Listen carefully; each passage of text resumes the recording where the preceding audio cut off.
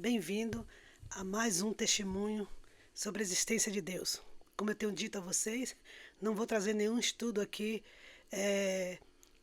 bem definido sobre provar que Deus existe pela Bíblia ou por estudo teológico. Muito pelo contrário. Na prática, na minha própria vida, eu estarei provando a você que Deus existe. Estes ensinamentos que eu estarei dando a vocês, né, as minhas experiências de vida, não vai ter uma ordem cronológica. Eu vou estar sempre atento a obedecer aquilo que o Espírito Santo colocar durante a semana para mim trazer para vocês, né, de todas as experiências que eu tenho vivido ao longo dos meus anos, de mais de 42 anos na presença de Deus. E desde meus 11 anos, né, quando eu peguei a primeira Bíblia, encontrei a Bíblia, né, e me apaixonei de primeira, né? Porque era tudo que eu precisava naquela época, que eu já tão nova, sentia vazio, sentia uma vida sem sentido, não via razão de, né? Não que eu pensasse em morrer, não, isso aí jamais, graças a Deus, nunca pensei em morrer, mas sei que muitas pessoas pensam, né? E como muitos já tiraram suas vidas, né? E acredito que muitos ainda são tentados a isso. Então, este canal, né? Essas mensagens que eu estarei trazendo para vocês é justamente para trazer para vocês que Deus existe, Ele é real. Só que precisamos descobrir como funciona essa comunhão com Deus, como funciona viver e experimentar tudo aquilo que a Bíblia diz que já possuímos em Cristo Jesus. Então, eu acredito que a minha experiência vai trazer um pouco, né, de resposta para muitas pessoas que estão vivendo o mesmo dilema que eu vivi, só que eu tenho buscado até hoje, continuo buscando e vou continuar buscando até o final para descobrir qualquer coisa que eu percebo na minha vida que está diferente daquilo que Deus me prometeu na Bíblia, eu corro atrás, eu persisto, eu persevero, eu não desisto. E eu convido você a fazer isso. Comece me ouvindo, comece vendo o que eu vivi na prática. E hoje eu vou trazer para vocês como o ciclo de quebra-ossos, né, que vinha acontecendo comigo durante os meus 20 e poucos anos, né? Lembro que a primeira vez foi quando eu descobri que estava grávida e fui fazer o meu primeiro pré-natal, né? Não, o meu segundo filho, me desculpa. O meu segundo filho, eu estava grávida do meu segundo filho e fui a primeira consulta do pré-natal, né? E a clínica, era no andar de cima, né? E quando terminou, né, a consulta, quando eu, né, vim embora, descendo da escada, eu não sei como, eu tropecei e caí da escada. Nessa que eu caí, graças a Deus, Deus protegeu a minha barriga, né? Não teve nenhuma pancada, mas o meu pé quebrou, né? Naquele instante. E ali eu fui para o médico, né? Foi engessada. Como era uma gravidez do primeiro mês, não podia tomar nenhum medicamento de dor, anti-inflamatório, nada. Então o médico falou: você vai ter que ficar o tempo todo deitada ou sentada, só levantar mesmo para aqueles momentos que não tem jeito mesmo, e não colocar o peso de jeito nenhum no pé quebrado para consertar, porque teria que consertar sem nenhum, né? Só com aquele gesso ali. Né?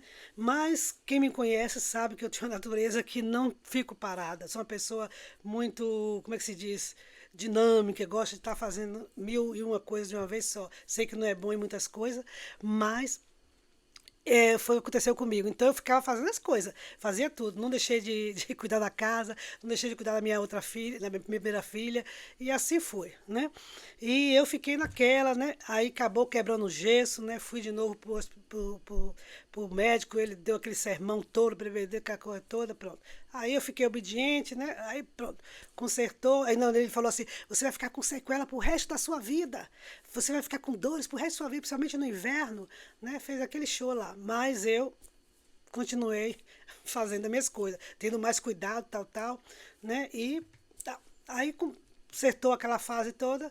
Aí de repente passou-se um tempo, não sei se um mês, 2 meses, 3 meses, de novo eu quebro o pé. Não acredito que foi no mesmo lugar, não. Foi em outro lugar. Aí isso eu fiquei, achei estranho, achei muito estranho. Falei: eu não vou para o hospital. Eu não vou mais, eu não vou. Foi o que eu fiz. Eu peguei um cabo de vassoura, né, me apoiei nele, e como eu morava bem perto da igreja, eu fui para a igreja, né? Fui para a igreja sozinha, abri, tinha chave, né? Meu marido era pastor da igreja, eu tinha a chave, abri a igreja, e eu me lembro que ali no púlpito eu me ajoelhei chorando e comecei a questionar Deus, comecei a interrogar Deus, comecei a dizer: Deus, por que, Senhor?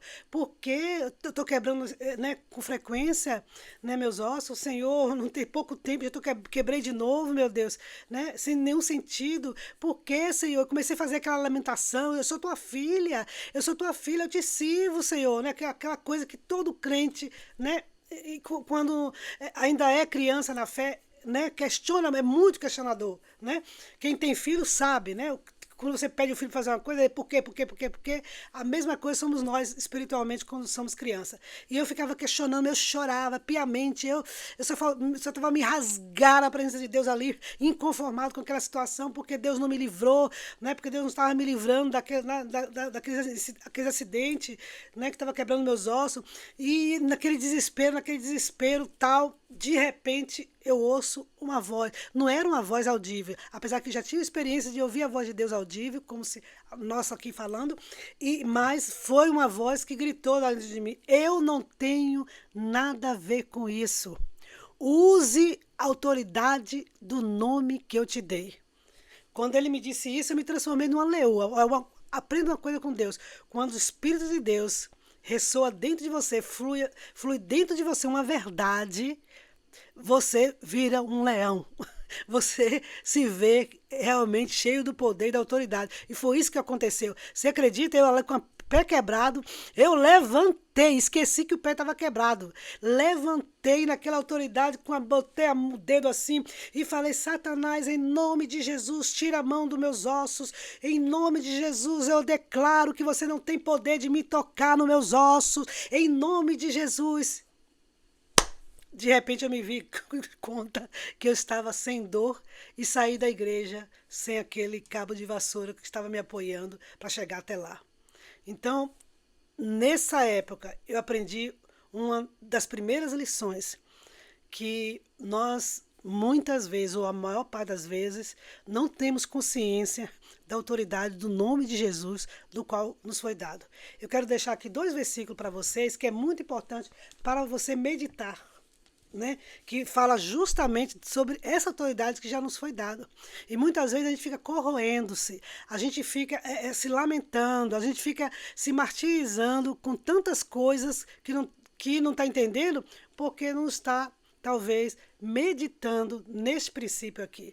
Então, nessa situação minha, Deus me deu este ensinamento, que eu precisava usar a autoridade.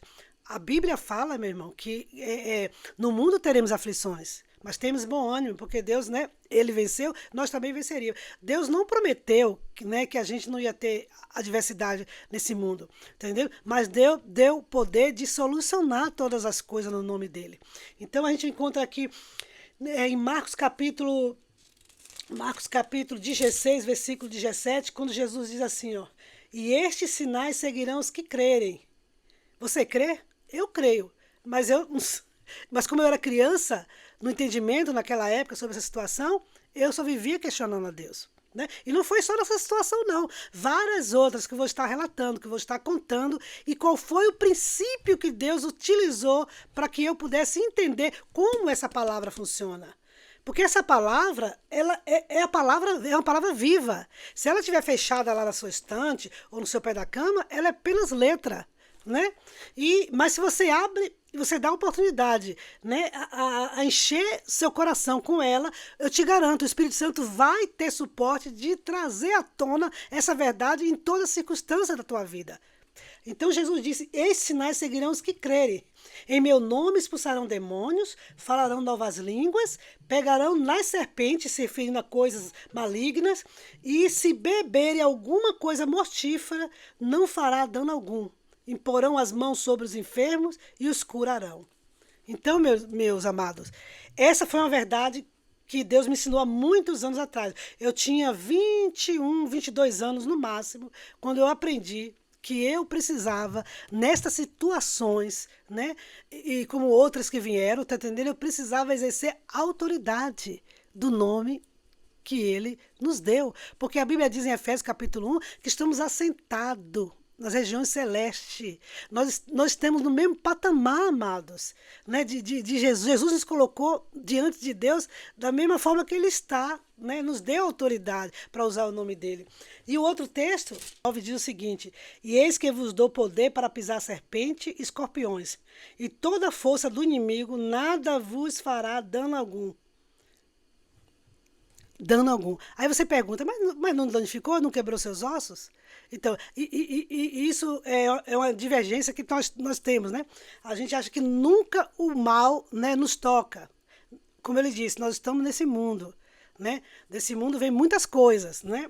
Tanto pela ação do inimigo, como por imprudência nossa mesmo, né? Ou de terceiro, né? Mas não importa.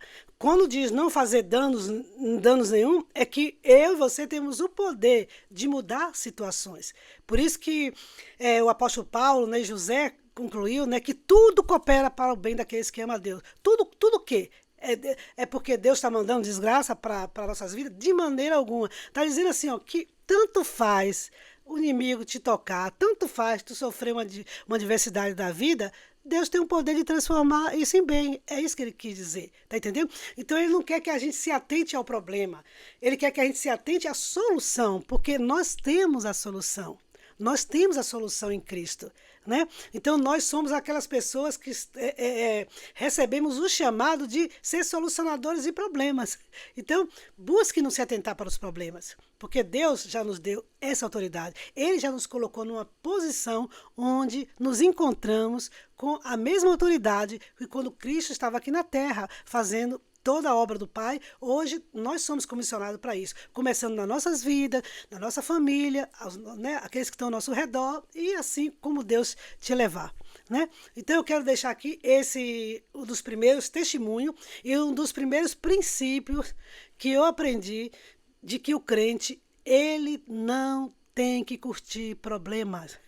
Você precisa ter a palavra dentro de você, para que o Espírito Santo tenha suporte toda vez que você sofrer um ataque, toda vez que você sofrer uma divergência, ele acionar dentro de você. Porque não foi isso que que Jesus também falou, que rios de água viva fluirão do nosso ventre? Ele estava falando sobre o Espírito Santo. Então a Bíblia fala também em Efésios capítulo 6, esqueci o versículo aqui 18, que a espada do Espírito é a palavra. Então, se eu e você não nos alimentamos da palavra, não meditamos na palavra, não debulhamos na palavra, o Espírito Santo não terá o suporte de fazer você lembrar do que precisa diante de uma circunstância adversa que você esteja vivendo, seja ela qual for. Então, esse foi um princípio libertador na minha vida que eu utilizo até hoje. Então, hoje eu não aceito vir angústia, vir tristeza, vir perseguição. Eu mando para aquele lugar que nunca deve sair, bem longe de mim e da minha família. Então eu deixo essa palavra aqui com você.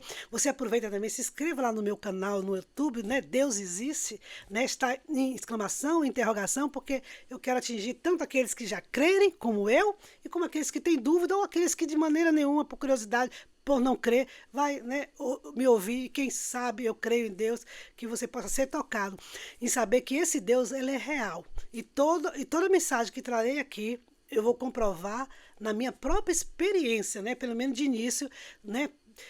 Eu vou estar trazendo para vocês essas verdades, né? Do que Deus fez na minha vida, me ensinando como usar a sua palavra com todo o poder, autoridade e fé.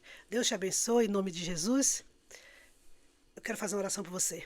Pai Santo, Pai querido, que esta palavra penetre no coração dos ouvintes, de maneira tal, Senhor, que a compreensão, Senhor, seja totalmente exata e cheia de autoridade, cheia de verdade, Pai, para que elas possam utilizar, Senhor, no seu dia a dia, na sua vida, nas suas circunstâncias pessoais, familiares, ou de quem quer que seja, Pai, que Tu usá-la, Pai, para libertar. Em nome de Jesus, que o Espírito Santo de Deus tenha suporte em cada vida para trazer este conhecimento e usá-lo com todo o poder e autoridade. Amém. Deus te abençoe em nome de Jesus.